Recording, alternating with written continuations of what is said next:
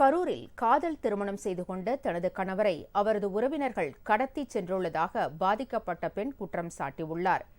கரூர் மாவட்டம் மாயனூர் அருகே உள்ள பொருணி கிராமத்தைச் சேர்ந்த சதயவர்தினியும் நல்லமுத்தப்பாளையம் கணபதியும் சிறுவயது முதலே காதலித்து வந்துள்ளனர். இருவரும் வெவ்வேறு சாதியினர் என்பதால் பெற்றோர்கள் எதிர்ப்பு தெரிவித்து வந்துள்ளனர். எனவே கடந்த திங்கட்கிழமை இருவரும் கோவை சென்று நண்பர்கள் உதவியுடன் திருமணம் செய்து கொண்டனர்.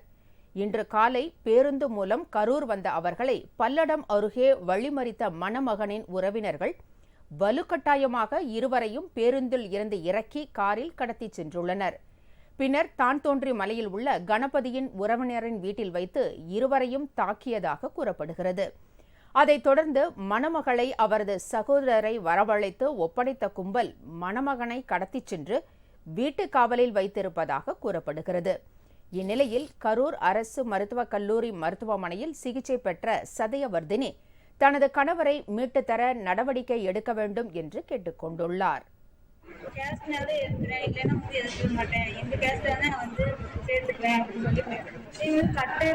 தலையில அடிச்சாங்க, அந்த பையனையும் அதே மாதிரி அடிச்சாங்க. அந்த பையனுக்கு ரொம்ப அடிச்சாங்க.